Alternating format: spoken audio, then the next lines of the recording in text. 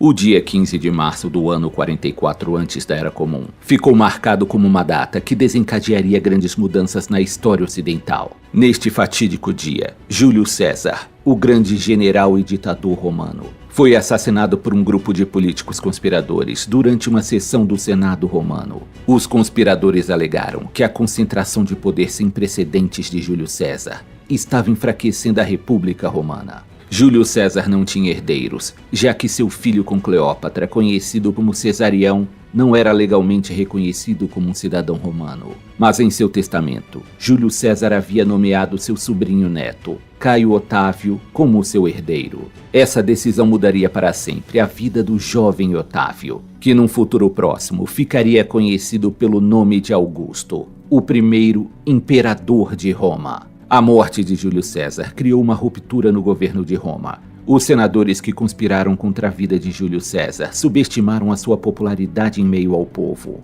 Graças a ações rápidas de Marco Antônio, que serviu como general de Júlio César durante a conquista da Gália e era seu amigo pessoal, logo toda a população de Roma ficou sabendo do assassinato.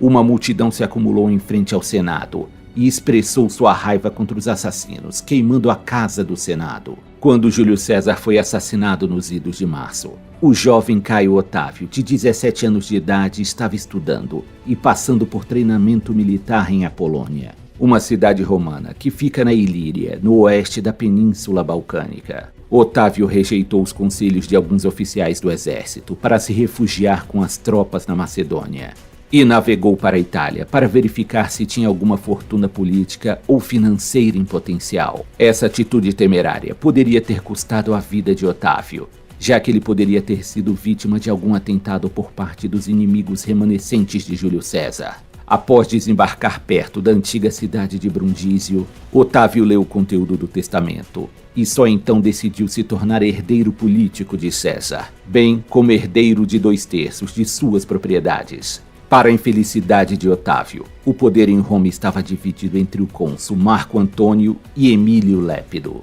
um dos políticos mais influentes do Senado romano. Houve um atrito de interesses entre Otávio e os antigos apoiadores de César, principalmente com Marco Antônio, que se recusava a entregar a herança financeira que era de direito de Otávio. Demonstrando uma incrível determinação e astúcia para sua pouca idade, Otávio logo conseguiu conquistar muitos apoiadores de César, incluindo algumas de suas legiões. No ano 43 antes da Era Comum, Otávio, Marco Antônio e Emílio Lépido estabeleceram um segundo triunvirato, um acordo de compartilhamento de poder que dividiu os territórios de Roma entre eles. Esse acordo foi feito com a intenção de equilibrar os poderes políticos em Roma e apaziguar a ameaça de outra guerra civil. Os territórios dominados por Roma foram divididos, com o Oriente para Marco Antônio, a África para Lépido e o Ocidente para Otávio. A paz não duraria muito tempo, já que em 41, antes da Era Comum, Marco Antônio iniciou uma aliança romântica e política com Cleópatra, a rainha do Egito, e antiga amante de Júlio César. Essa aliança continuou mesmo depois que um decreto senatorial forçou o casamento de Marco Antônio com a irmã de Otávio, chamada de Otávia, a jovem. Para continuar nos braços de Cleópatra, Marco Antônio se divorciou de Otávia em 32 antes da Era Comum, uma decisão que enfureceu Otávio. Em retaliação, Otávio declarou guerra contra Cleópatra, que culminou na famosa Batalha de Actio, na qual a frota naval de Otávio encurralou e derrotou os navios de Marco Antônio. A marinha de Cleópatra se apressou para ajudar seu amante, mas no final os dois foram derrotados e escaparam por pouco. Marco Antônio e Cleópatra voltaram para o Egito, onde cometeram suicídio. Politicamente fraco, Emílio Lépido foi o próximo alvo de Otávio, que buscava consolidar seu poder em Roma. Lépido, no entanto, não conseguiu oferecer nenhuma resistência, deixando Otávio como governante indiscutível de Roma. No entanto, o astuto Otávio sabia que não deveria apressar sua escalada ao poder, ou poderia acabar tendo o mesmo destino de Júlio César.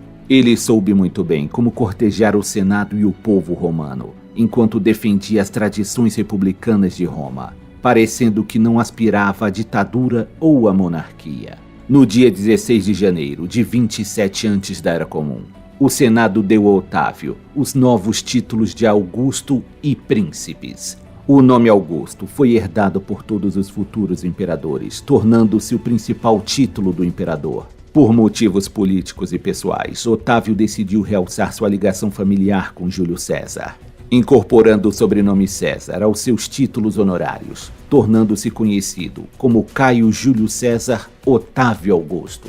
E posteriormente seria referido como imperador César Augusto. O mês de agosto é assim chamado por decreto em honra ao imperador César Augusto. Agosto antes era denominado Sestilis, visto que era o sexto mês no calendário romano. No ano 19 antes da Era Comum, Augusto recebeu o título de Imperium Maius, obtendo finalmente o poder supremo sobre todas as províncias do Império Romano.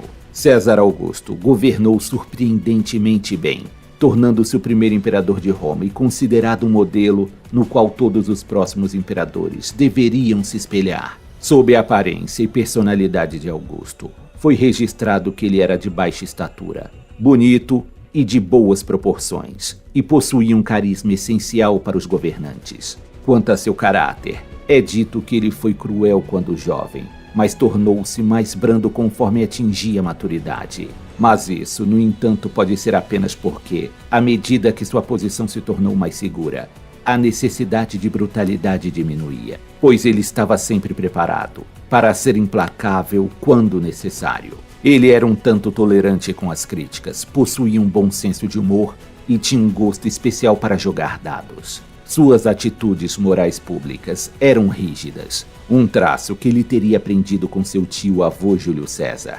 Um exemplo disso foi quando Augusto exilou sua própria filha chamada Júlia, por ofender seus princípios e sujar o nome da família, por estar participando de festas regadas a muita bebida e imoralidade. A era do reinado de Augusto foi uma idade de ouro em todos os aspectos. A paz que Augusto restaurou e manteve ficou conhecida como a Pax Romana, e fez florescer a economia, as artes e a agricultura. Um ambicioso programa de construção e renovação de Roma foi iniciado, no qual Augusto completou os planos feitos por Júlio César e depois continuou com seus próprios projetos grandiosos. Ele restaurou e construiu cerca de 82 templos em um ano. Os famosos banhos romanos públicos foram construídos sob o reinado de Augusto. Ele aprovou muitas reformas abrangentes, como as leis para manter a estabilidade no casamento e aumentar a taxa de natalidade em Roma. No entanto, houve um ocorrido que prejudicou o reinado de Augusto, quando uma aliança de povos germânicos emboscou 3 legiões romanas, liderada pelo general romano Públio Quintílio Varo. A aliança germânica foi liderada por Armínio, um oficial germânico que havia adquirido cidadania romana e recebido uma educação militar romana, o que lhe permitiu enganar metodicamente os romanos e antecipar as respostas táticas do exército inimigo. A Batalha da Floresta de Teutoburgo é comumente vista como uma das maiores derrotas do exército romano, encerrando abruptamente o período triunfante de expansão de Augusto. O resultado desta batalha dissuadiu os romanos da ambição de conquistar a Germânia, sendo assim considerado um dos acontecimentos mais importantes da história europeia. Ao saber da derrota, o imperador Augusto ficou tão abalado que ficou batendo a cabeça contra as paredes de seu palácio, gritando repetidamente: Quintílio Varo, devolva minhas legiões! Com 75 anos de idade, a saúde de Augusto já estava se deteriorando, e ele fez preparativos para que houvesse uma transição pacífica no poder, tendo finalmente decidido em escolher seu filho adotivo Tibério como seu herdeiro. Augusto morreu na cidade de Nola, no sul da Itália, no ano 14 da Era Comum. Suas últimas palavras oficiais foram: achei Roma como uma cidade feita de barro, mas a deixei uma cidade feita de mármore. Havia rumores de que a esposa de Augusto, Lívia Drusa, havia causado a morte de Augusto, dando a ele figos envenenados. Mas alguns historiadores consideravam provável que esses rumores tenham sido uma fabricação lasciva, feita pelos inimigos políticos de Augusto. Alternativamente, existe a hipótese de que Lívia tenha oferecido um figo envenenado a Augusto, mas ela o fez como um meio de suicídio assistido, para assim aliviar o sofrimento de Augusto.